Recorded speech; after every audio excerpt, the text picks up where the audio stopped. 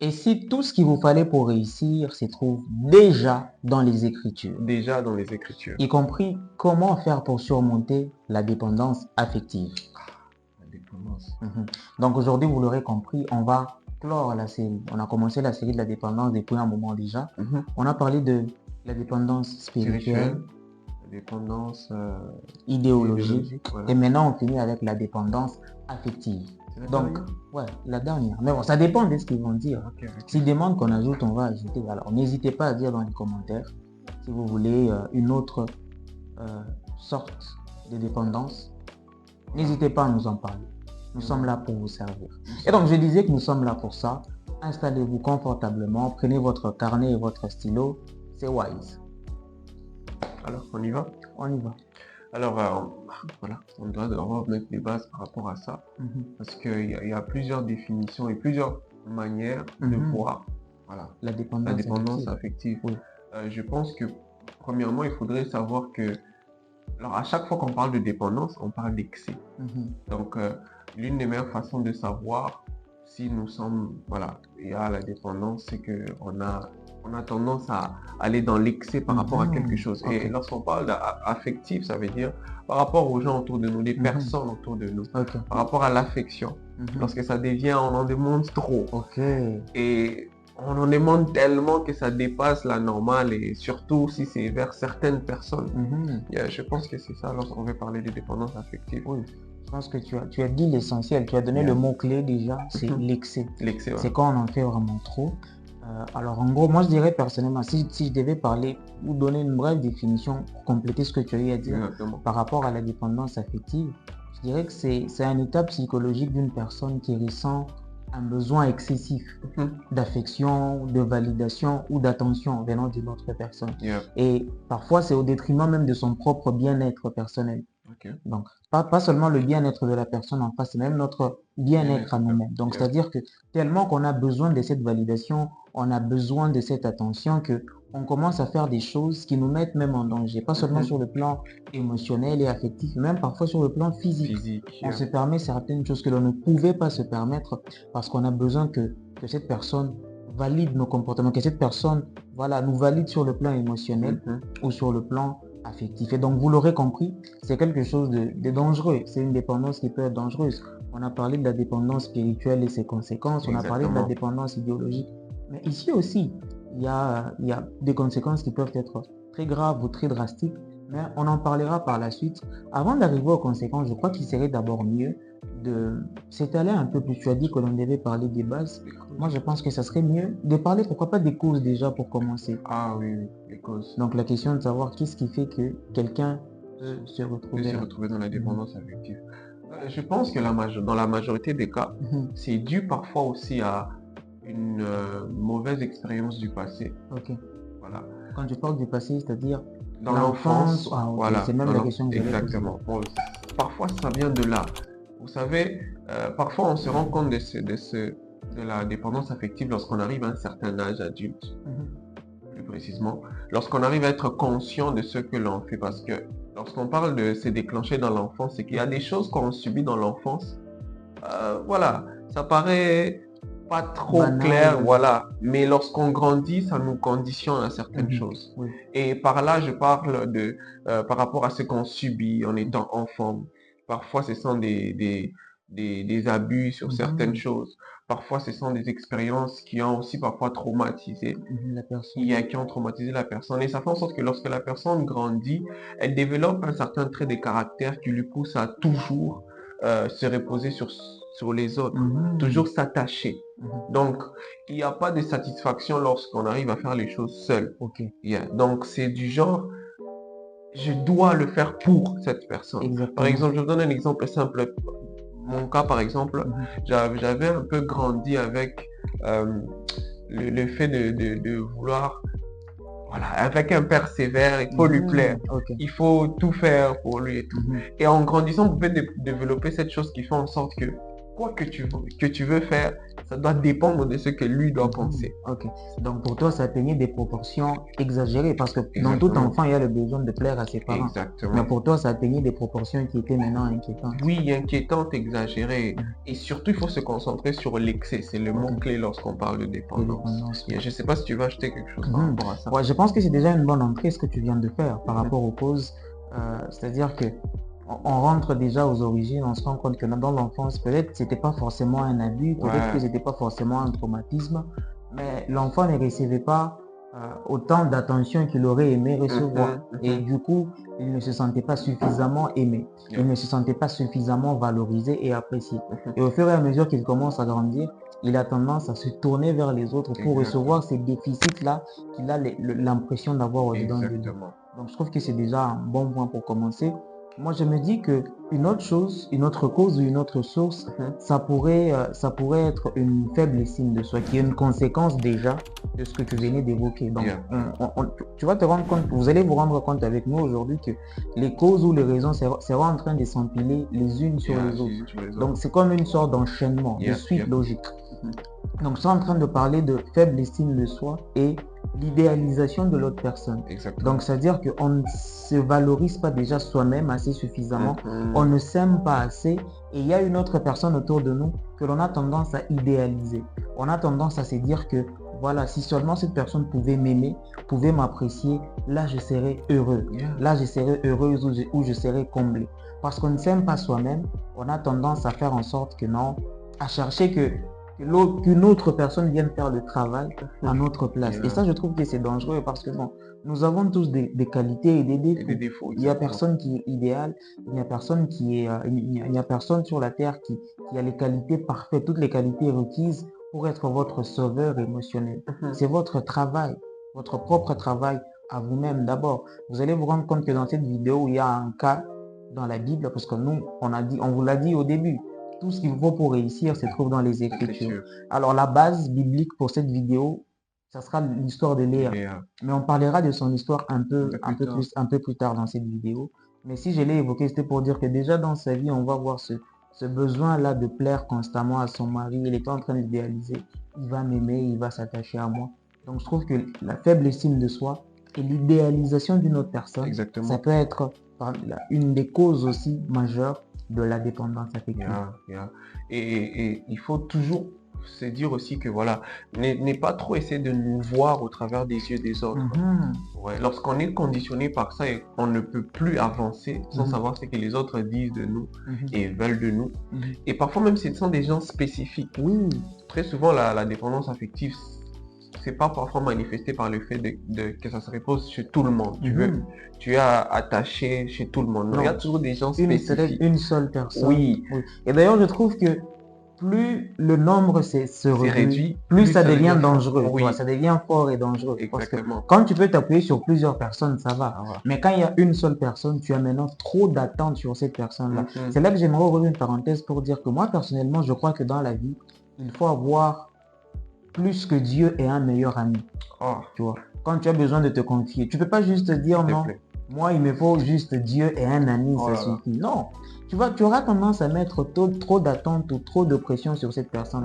Donc elle n'aura pas le droit d'être absente de temps en temps. Peut-être qu'elle aura besoin de prendre du temps aussi pour elle-même.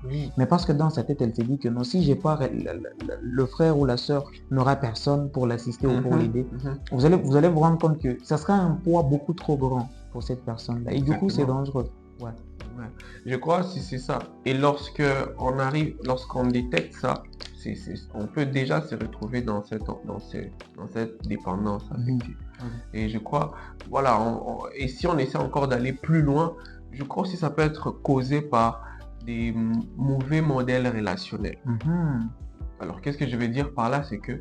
Là, on dirait, quand tu dis mauvais modèle relationnel, tu vois cet enchaînement-là, on dirait que pasteur, attention, continue. Voilà, donc, on parle des mauvais modèles relationnels. Ce qui peut nous pousser à nous voir à nous retrouver dans la dépendance affective, c'est que parfois, en grandissant, on se retrouve dans un environnement où ce défaut-là est normal. Ça se retrouve chez les gens autour de nous. Tu te verras peut-être dans une famille où tu es avec des gens aussi, sont en train de vivre dans la dépendance et tu trouves ça normal. Donc, c'est ça le modèle des relations que tu as. Et lorsque ça vient souvent chez la personne, et je pense que celle-ci, c'est une cause, mais c'est celle aussi qui va plus rapidement, qui se guérit plus rapidement. Ouais. Et lorsque ça vient comme un modèle comme ça, tu grandis, tu te dis, oh, c'est comme ça. C'est comme ça. Tu dois faire ça. Tu dois. Or que c'est là où même les défauts et les virus commencent pour créer cette mauvaise dépendance. Je trouve que c'est un très bon point. Parce que moi, je me dis que l'environnement, ça sert de miroir. Exactement. Les premières relations que l'on entretient avec nos parents ou avec nos frères et sœurs à la maison, c'est ça qui fixe la dynamique de toutes les autres relations dans notre vie. Et du coup, quand les relations qui sont censées servir de miroir, d'exemple pour ta vie relationnelle, quand celles-là sont dysfonctionnelles, ça devient compliqué. Tu commences à te dire que non, c'est normal, c'est toujours comme ça, alors que ce n'est pas du tout le cas. Oui. Et si je devais ajouter peut-être une autre cause, avant que l'on passe à l'histoire de Léa et partager avec nous quelques leçons et quelques dangers concernant la dépendance affective, je pourrais peut-être parler de la peur de l'abandon, la peur de la solitude ou encore la peur du rejet. On vit dans une génération où je pense que beaucoup de personnes ne souffrent pas à cause du diable et des démons, mais plutôt à cause de leur peur du rejet, de leur peur de la solitude, puisque pour eux, la solitude est comme une sorte de prison qu'il faut absolument éviter. Ces personnes-là n'hésitent pas à se lancer même dans des relations dysfonctionnelles, des relations avec des gens toxiques où elles finissent par être blessées finalement. Moi, je me dis que cette peur-là d'être blessé, c'est parfois ça le plus grand danger. C'est parfois ça qui nous emmène à nous retrouver dans des cadres où on est malheureux, on est désespéré, bien qu'étant enfant de Dieu, béni de toutes sortes de bénédictions spirituelles dans le lieu céleste en Christ. Parce qu'on a peur, on commence à tolérer et à accepter n'importe quoi. Tu vois. Et ça, je trouve que c'est vraiment triste, je trouve que c'est vraiment dangereux. C'est vrai qu'il n'est pas bon que l'homme soit seul. Moi, je trouve que généralement, on fait l'erreur de réduire ces versets au mariage seulement. Mais ce n'est pas que le mariage. Tu vois. Il n'est pas bon que l'homme soit seul, mais il n'est pas bon que l'homme s'associe avec n'importe qui juste pour ne pas être seul. Tu vois. Là, c'est aussi dangereux. Et c'est parfois cette peur-là, au début, on a l'impression qu'en trouvant le soulagement à cette peur-là, que c'est bon, or que c'est là où même le défaut est en train de se créer. Voilà, donc on amplifie davantage. Oui, on amplifie davantage. Je pense qu'il y a certaines choses qu'on est obligé d'accepter. Que voilà. Je ne vais pas bien. Exactement. Que je ne vais pas. Tu dois accepter que ça va dans l'excès, c'est trop. Parce que lorsqu'on n'arrive pas aussi à accepter le fait que les gens ne seront pas toujours d'accord, je serai aussi rejeté parfois. Exactement. Ouais, que c'est vrai que c'est dur à accepter qu'on sera rejeté un jour, mais ça aide, ça sauve de ne pas tomber dans la dépendance. Exactement. Parce que je me rappelle d'une petite histoire. On parle souvent de rejet, mais lorsque j'avais suivi ça pour la première fois, par exemple, c'était pas une forme de rejet, voilà, on te chasse avec des couteaux, non. C'était une forme de, voilà, on t'accepte plus. Et lorsque ça vient, parfois le réflexe qu'on a, c'est d'aller, voilà, tu t'es dit, je dois les reconquérir. Exactement, je dois les reconquérir. Sans eux, ma vie, sans lui, sans elle, ma vie est finie. À cause de la dépendance affective, beaucoup de gens n'ont pas su se relancer dans d'autres relations parce qu'ils sont toujours restés collés. Même si une personne est déjà partie, mais tu te dis toujours, non, moi, c'est ça. Mon cœur. Si je peux me permettre de faire une confidence à ce niveau, c'est que moi je peux toujours dire à mes proches que le jour où vous m'entendrez dire que non, parce qu'on m'a brisé le cœur, je ne vais plus me relancer. Prenez même le frigo, frappez-moi ça à la tête. C'est quoi cette histoire-là? Vraiment. Nous là, tu me brises le cœur, je me repose un peu et tout, voilà, on pleure un petit peu. Après, je reviens avec force. Enfin bref, c'est pas ça le sujet, on revient. Je suis pas là pour parler de ma vie sentimentale ou l'absence de ma vie sentimentale. Enfin bref, continuons. J'étais en train de dire que ça peut être une cause. Et avant de parler des dangers ou même de la solution que vous pouvez implémenter, ça pourrait être utile de faire maintenant le parallèle avec le modèle biblique que l'on a évoqué. On a parlé de la personne de Léa. Je pense que jusqu'ici, après avoir parlé de la dépendance affective, de ses causes et de la manière dont elle peut se manifester, je pense que vous commencez à faire le parallèle avec l'histoire de Léa, que vous pouvez retrouver dans le livre de Genèse à partir du verset 28. Donc, entre le verset 28 entre le chapitre 28 et le chapitre 32, on parle de son histoire, son mariage avec Jacob et la concurrence qu'il y avait notamment avec sa sœur. Malheureusement, on n'a pas beaucoup de temps pour évoquer toute son histoire en détail, mais je trouve que c'est parmi les personnages qui ont les plus souffert dans la Bible. Imagine, toi, tu n'as rien demandé. Ton père est allé te marier à un homme qui avait le projet d'épouser ta sœur. Et je me dis que l'homme aussi, c'était pas de sa faute. Bon, s'il pouvait pas. Donc, déjà pour finir par rapport à Léa, tu te retrouves dans un mariage où tu sais clairement que non, tu n'es pas la préférée. Tu ne devais pas être là du tout. C'était normalement à la place de ta sœur. Et même ton mari, il s'en cache pas. Il le dit. Donc, après t'avoir épousé, il part se plaindre auprès de ton père pour dire que non, c'est pas celle que moi je voulais. Donnez-moi Rachel. On lui dit non, travaille pendant des années. Il travaille pendant ces années-là. Et même quand tu commences à avoir des enfants, tu sens clairement que dans le cœur de ton mari, il est toujours tourné vers ta sœur qui n'a même pas les enfants que toi tu as. Son histoire devait être triste. Mais comment condamner Jacob aussi? Parce que lui, à la base, il avait déjà fait savoir son intention d'épouser la cadette. Donc c'est une histoire qui est compliquée. On n'est pas là pour dire qui était le fautif, qui était le coupable. Mais quand on va lire son histoire, on va se rendre compte que voilà, il y a vraiment cette dépendance affective qui en ressort. À chaque fois qu'elle a par exemple des enfants, c'est mon mari va m'aimer, mon mari va s'attacher à moi. Et ça, c'est vraiment dangereux. C'est une histoire qui est vraiment triste, qui est vraiment tragique. Mais pour parler justement des dangers ou des conséquences qui peuvent venir avec la dépendance affective, si je peux commencer cette fois-ci, je pourrais dire que le premier danger ou première conséquence de la dépendance affective dans la vie d'un enfant de Dieu, c'est que elle nous fait perdre conscience de la valeur des bénédictions que Dieu nous accorde. Ouais, je vais répéter ça. Elle nous fait perdre conscience de la valeur des bénédictions que Dieu nous accorde. Prenez l'histoire de Léa justement. Léa avait les enfants que Rachel était en train de chercher, les enfants à cause desquels Rachel menaçait même de se suicider. Exactement. Mais malgré ça, elle n'était pas heureuse. Pourquoi? Parce qu'elle cherchait cette validation-là de son mari. Tu vois un peu. Elle cherchait cette validation. Elle ne pouvait pas se dire que les enfants que j'ai, c'est une bénédiction qui est précieuse. Mais parce qu'elle était focalisée à son manque d'estime personnelle et l'approbation de son mari, elle ne s'en rendait même pas. C'est très vrai ce que tu dis. Et tout va du fait qu'elle était là, elle aimait son mari. Et bien sûr, ça c'était motivé par de l'amour. Parce qu'il faut savoir que même si c'est de l'amour, lorsque ça va à un certain excès, au point même de nous faire certaines choses ou de nous faire sacrifier certaines choses, là ça devient mal, surtout du cas de Léa et tout. Et si tu me permets d'interrompre, moi je crois que dans ce cas, ce n'est pas que on abuse de l'amour, donc on en a trop. Moi je pense que ce n'est pas tellement qu'on abuse, mais c'est juste qu'on s'en sert pour des mauvaises raisons. Dans la direction qu'on... Oui, donc on veut instrumentaliser l'amour pour en gagner. Donc je vais essayer d'expliquer ça. Moi je me dis que l'amour réel, l'amour véritable, c'est celui qui cherche le bien de l'autre. Mais dans le cas de la dépendance affective, ce n'est pas que tu aimes la personne. Ce qu'il y a, c'est que tu ne t'aimes pas et tu espères qu'en donnant l'amour, on va t'aimer en retour. Tu vois. C'est là que tu vas voir quelqu'un. Ouais, exactement.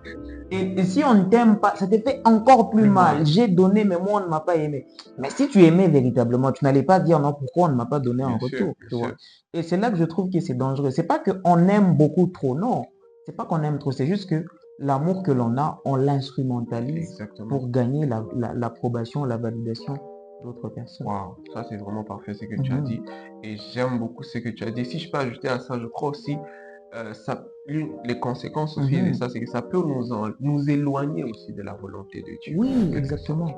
Parce que lorsqu'on s'habitue à être dépendant par rapport à quelqu'un ou une personne ou à son avis sur nous ou à sa façon de se comporter sur nous, c'est que ça conditionne même ce qu'on fait.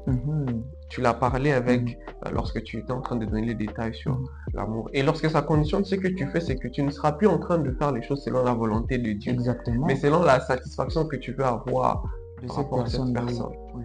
Et là, lorsque on rentre à l'intérieur, ça devient ça devient très dangereux.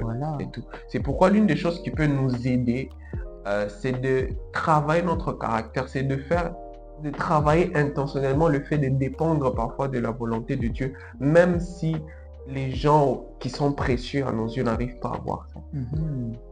Et lorsqu'on pratique ça chaque jour, lorsqu'on s'affectionne intentionnellement à se reposer profondément sur ce que Dieu veut, en éliminant toutes ces autres barrières, c'est alors qu'on pourra quitter cette dépendance. Exactement, j'aime beaucoup ce que tu as dit. Moi, je me dis, si on peut même, ça pourrait servir des conséquences, ou on peut même dire aussi que non, on a juste paraphrasé le point que tu venais de donner. C'est que la dépendance affective, en gros, ça conditionne notre vie à être centrée sur un individu. Tu vois. Donc, dans le cas de Léa, c'était son mari. C'était Jacob. Quand elle a un enfant, ce n'est même pas Dieu merci de m'avoir donné cet enfant. Non, c'est automatiquement mon mari va m'aimer. Mon mari va s'attacher à moi, ma soeur. Même si tu aimes ton mari, c'est pas jusqu'à ce point-là quand même. Donc, toute ta vie est centrée maintenant sur ton mari. Là, ça devient même dangereux. Ça devient risqué. Et un autre piège, c'est qu'on peut facilement tomber dans l'idolâtrie. En conséquence de ce que tu as eu à dire. Donc, pour que cette personne nous valide, on est prêt à tout, parfois même désobéir à la volonté de Dieu. C'est là que tu vas voir une sœur, elle est dans une relation amoureuse, elle est prête à tout, même à désobéir à la parole de Dieu, à faire des choses que sa foi ne lui permet pas. Pourquoi? Parce qu'elle a peur de la désapprobation du monsieur avec qui elle est. La Bible m'interdit de faire ça, la Bible m'interdit de coucher avec le frère, mais si je refuse, voilà, il va se fâcher contre moi, il va partir, et j'ai peur d'imaginer ma vie sans lui. Et du coup, voilà, la sœur, elle finit par tomber. Et ça, je trouve que c'est dangereux. Tu avais déjà commencé à parler des solutions, tu as parlé de savoir se focaliser sur la volonté de Dieu. Je trouve que c'est vraiment ça la clé. Exactement. Avec la dépendance affective. On est déjà en train de chuter, oui.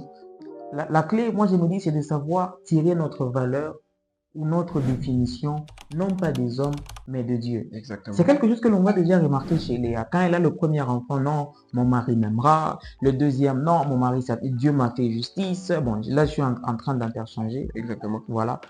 Comprenez-moi, s'il vous plaît. Mon mari s'attachera à moi. Voilà.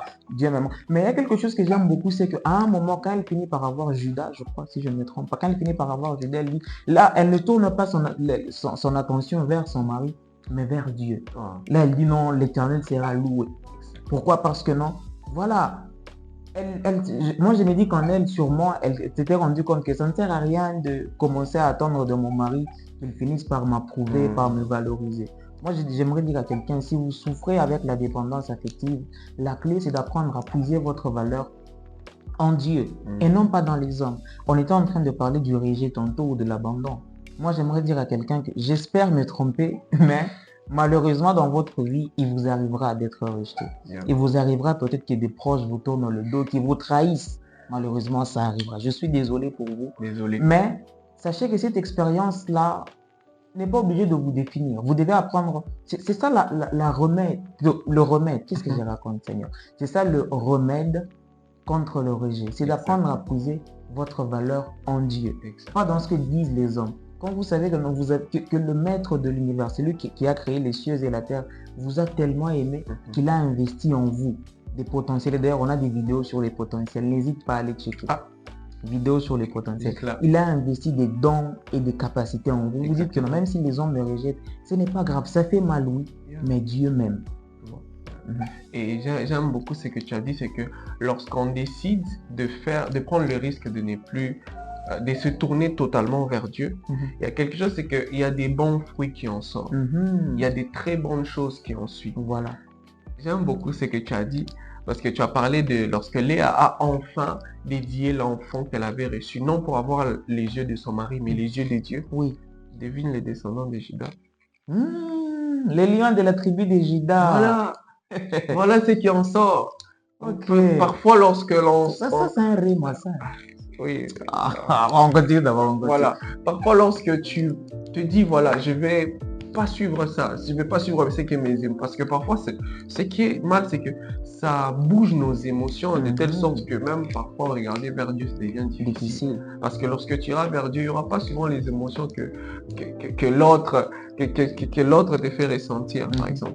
Mais il y a une grande récompense derrière ça. Lorsqu'on arrive à se détacher effectivement des hommes et à s'attacher à Dieu, vous verrez que beaucoup de choses vont en sortir. Donc, c'est aussi un encouragement pour quelqu'un. Ces points est tellement simple. On n'a pas voulu chercher des points. Non. Il n'y a pas 10 clés pour sortir de la dépendance affective. Non. Oui. Et une fois que c'est ça, et vous verrez la suite. Ça sera top. Donc, on va finir cette vidéo avec des encouragements pour une personne. Peut-être que c'est dur, Peut-être que c'est difficile, tu te dis non, non, mais sans cette personne, je n'y arriverai pas. On est tous passés par là. Il y a eu des moments où tu avais l'impression que si la personne n'ici pas, je ne sais pas, ça serait difficile. Ça serait difficile.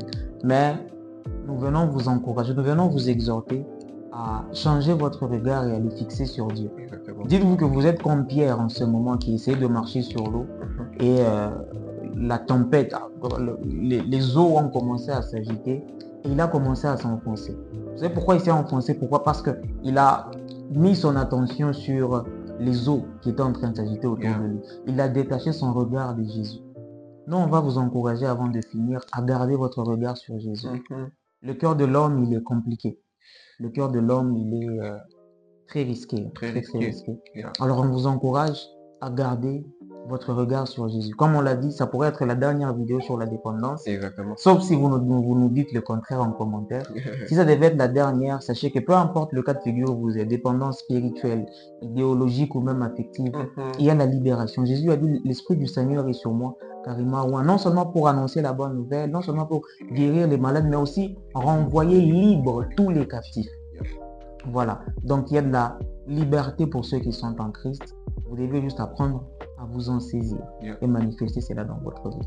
Et sinon, nous sommes déjà à la fin. Surtout, n'oubliez pas, vous voir avec les yeux de Dieu, c'est la meilleure angle que vous pouvez avoir, parce que lui vous voit tel que vous êtes avec ce que vous avez réellement.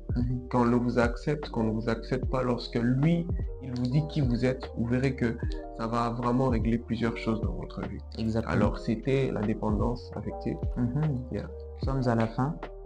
Vous voyez que la Bible répond vraiment à tout. Sinon c'était un plaisir. N'hésitez pas à liker, à vous abonner et à partager. À la prochaine. À la prochaine.